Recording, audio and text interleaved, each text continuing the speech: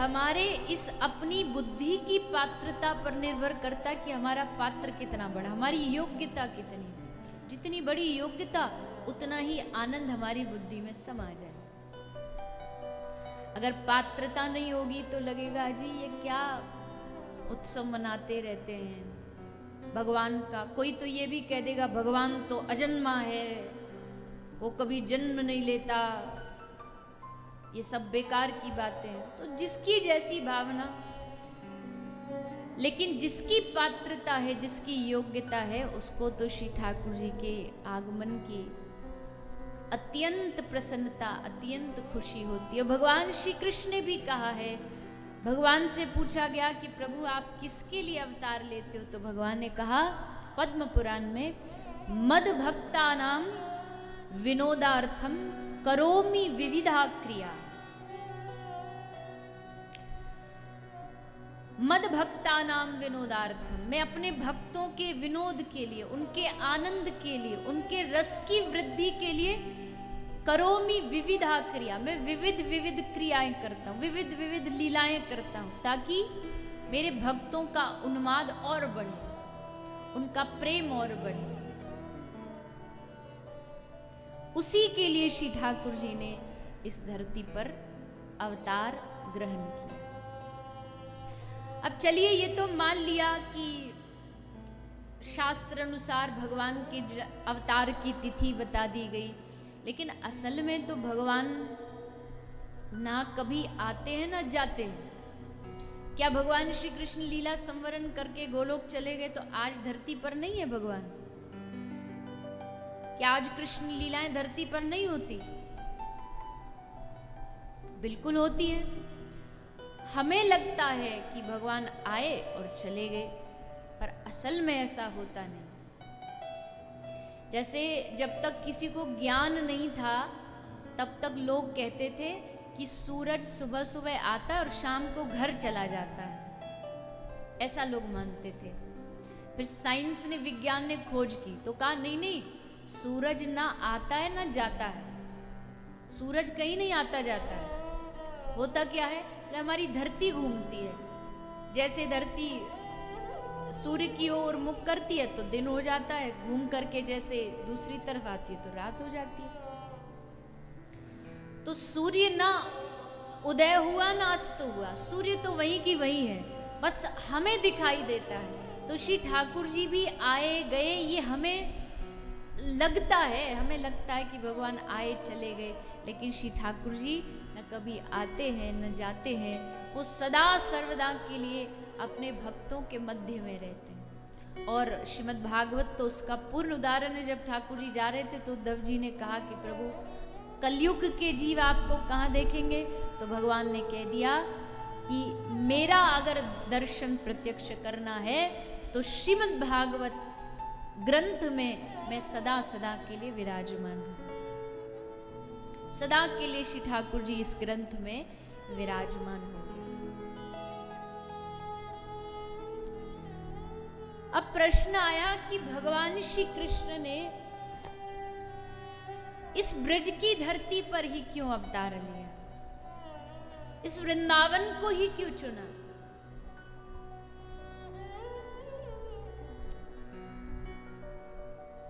वृंदावन वो भूमि है जहां रसिक कहते हैं कि खंड खंड हुए जाए तन, अंग अंग सत टूक, वृंदावन नहीं छाड़िए छाड़बो है बड़ी चूक। खंड खंड हुए जाए तन, इस शरीर का टुकड़ा टुकड़ा हो जाए, अंग अंग सत टूक, सैकड़ों इस शरीर के टूक टूक हो जाए, टुकड़े हो जाएं, शरीर नष्ट हो जाए, लेकिन वृंदावन नहीं छाड़ियो छाड़े वो है बड़ी चूक। बसी के वृंदा विपिन में ऐसो मन में राख, प्राण तजी बन ना तजो कहो बात को लाख। कोई लाख बात कहे पर वन मत छाड़ियो, वन मतलब वृंदावन। लाख कोई आपसे कहे कि भैया आपको हम ये दे देंगे, आपको वो दे देंगे, वृंदावन मति छाड़ी हूं, तजो कोई, कि कोई लाख कहे।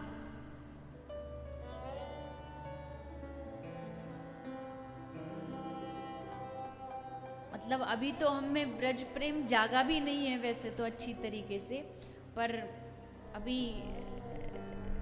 इंग्लैंड में जब कथा थी तो एक भैया बोल रहे थे कि आप एक काम करो, आप यहीं इंग्लैंड में वास कर लो, यहीं रह जाओ, और जो आश्रम वाश्रम है, मंदिर फंदिर कुछ बनाना हो तो उसकी चिंता मत करो, हम करवा देंगे। तो मैंने बोला तो नहीं, पर मन में आया, जब जिसके पास खाने के लिए बढ़िया लड्डू पेड़ा रबड़ी रसगुल्ला हो तो बेकार का घास फूस काय को खाएगा। या तो तुमको कोई रोग हो गया हो, डायबिटीज, तो अलग बात है कि नहीं जी हम तो खा ही नहीं सकते मीठा। और हमारे पास जब हमारा ठाकुर जी ने हमको चुन लिया कि तुमको इस ब्रज धाम में जन्म, मुझे लगता है उससे बड़ा कोई, माफ करना मैं किसी पर प्रश्न नहीं उठा सकती, मेरा अधिकार नहीं, पर जिसको श्री हरि ने ब्रज में, ब्रज की धरती पर जन्म दे दिया ना, और वो किसी तरह इस ब्रज की धरती को छोड़ करके चला गया, मुझे लगता है उससे बड़ा मूर्ख कोई नहीं। अजी जिसके लिए सब देवी देवता एक रात के लिए यहाँ अवतार लेने के लिए तरसते, तुमको भगवान ने उस धाम में जन्म दिया और तुम उसको छोड़ करके सोचते हो कि बड़े ऐशो आराम में रहेंगे तो बड़ा अच्छा लगेगा, बड़ा आनंद आए। काय का आनंद आएगा? कैसा आनंद? क्या बाहरी सुख से आनंद आ जाएगा? कितनी बड़ी चूक हो जाएगी अगर हम इस ब्रज की धरती को, इस धाम को छोड़ने का स्वप्न भी अगर मन में आ गया कि हमें छोड़ना है तो कदापि नहीं। छोड़ वो है बड़ी चूक जाओगे एकदम। ब्रज में जो भगवान कहीं भी तो जन्म ले सकते थे, भगवान अमेरिका में भी तो जन्म ले सकते थे। कितना बढ़िया देश है, कितनी साफ सफाई है, कितने रूल रेगुलेशन है, बिल्कुल है, इसमें कोई शक नहीं, कोई दोहराया नहीं। हम जैसों को तो वहाँ की जो स्वच्छता है, वहाँ की जो नियम है, सब है, उसको देख के हम जैसों को डूब जाना चाहिए। कल हमारी माता जी आई, वो बता रही थी कि कोई एक ऐसी उदाहरण बता रही थी, कोई उनको मिला था कोई मैया, तो वो कहाँ गई थी मैया? सिंगापुर गई थी, भारत से कोई मैया थी। तो वो वहाँ गई तो उसने जा कर के वो टॉफ़ी का रैपर जो होता है, पन्नी जो होती है, तो वहाँ तो कोई फेंकता नहीं, तो बोले उसको रख लिया। 1 दिन 2 दिन 4 दिन अपने पर्स में रखे रही, और बोलती जैसे भारत आई, भारत पे एयरपोर्ट पे उतरते लेके पन्नी फेंक दी। तो मियाँ कह रही थी कि वो मुझे बता रही थी, मुझे दुख भी हुआ ये करके कि देखो कैसी मानसिकता है हमारी। वो मैया खुद ही कह रही थी मेरी भी कैसी मानसिकता। वहाँ 3 दिन रखा उस कूड़े को कि नहीं फेंकना है, और भारत में हाथी ले तेरा तुझको अर्पण क्या लागे मेरा। तो सही में हमें डूब ही मरना चाहिए, ऐसा काम हम करते हैं।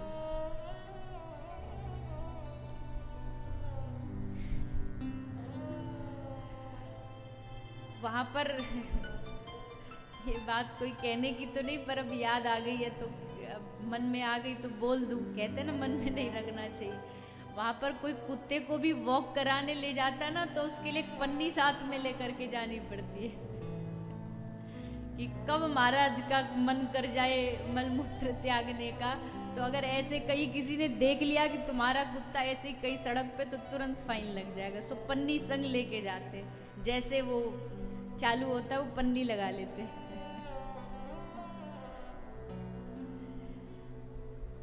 एक हमें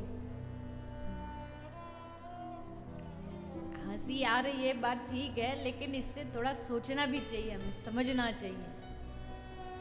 वहां जाके तो भारत वाले भी ऐसे सुधर जाते हैं, एकदम सीधे बन जाते हैं। हाँ जी हाँ, बिल्कुल नहीं फेंकेंगे बाहर, बिल्कुल कुछ गंदगी नहीं करेंगे। और यहाँ आते ही पता नहीं कौन सा भूत घुस जाता है, गंदगी का भूत। खैर ये प्रसंग है नहीं मेरा, मैं कुछ और बोल रही थी पर वो आ गया याद। तो स्वच्छता बहुत है, इसमें कोई दोहराया नहीं, लेकिन स्वच्छता और पवित्रता में फर्क होता है। उस भूमि पर स्वच्छता है, पर ब्रज की धरती पर पवित्रता। यहां गंदगी भी पड़ी हो ना, तो उस गंदगी में भी पवित्र।